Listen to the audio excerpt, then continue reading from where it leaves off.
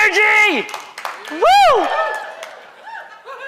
Every single one of you deserves to have it in abundance, mind, body, and spirit. You deserve it, but if you want health and happiness in your life, and if you want a thriving business, to my mind, it's also a non-negotiable. When your physical energy is high, your mental energy and your emotional energy come up with it, and you are capable of moving mountains. Would you agree with that? I believe that excellence is about knowing what you're good at and owning it. Knowing that thing that you want to do more than anything else and allowing that energy to drive you forward. Excellence. It's an interesting thing when you spend 20 years in fitness and coaching, talking to people at the C-level, executives at all levels, oil and gas, engineers, lawyers, doctors, nurses.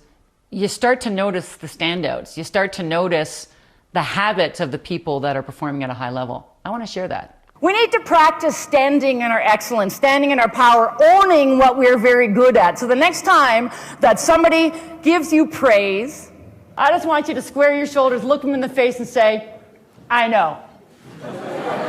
I know. I rock.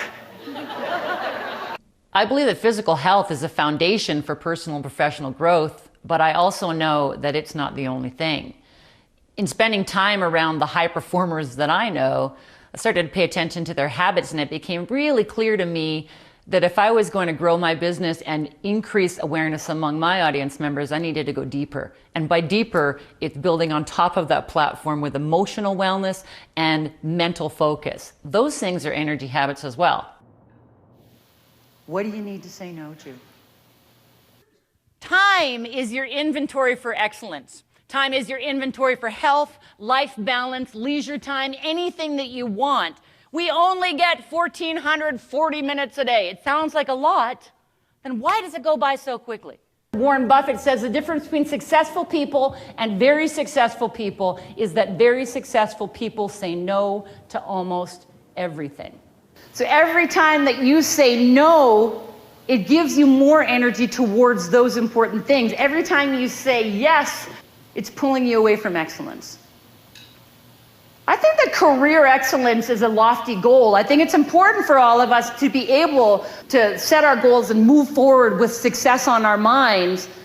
But high performance demands that we're able to do that and still maintain some level of life balance and success and health. These days, that's becoming more challenging than ever, and yet I feel like things are changing. I was an unmotivated motivational speaker. I was a personal trainer who had gained weight, which is not good for business. You ever spent time around people like me? Her life was perfect. She looked at me very seriously and she said, "They're in case of emergency. Put one on and pretend like you're not wearing it." And she did. And she did. So she's putting it on. She's sitting there behind the wheel, wearing her clown nose, driving up Kingsway. Everything's good. And I'm over here going, I can't do that. People will see me. And then she says, awesome, Michelle. All right, now try and get people's attention. She goes, lighten up. And she starts honking a horn. Ah!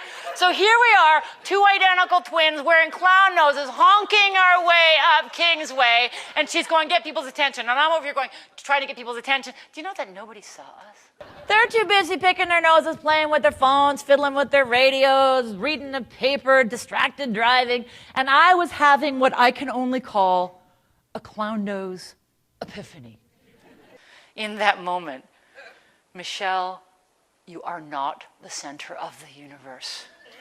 Quit complaining, go and do something about it. Ha! I think that we're all fascinated with success. I think we're all fascinated by people who are achieving at a high level. And I think the piece that most of us are missing is what's actually getting them there. The energy habits of high-performing people is what I'm focusing on, getting into their heads, finding out what they do that's different, and sharing with my audiences.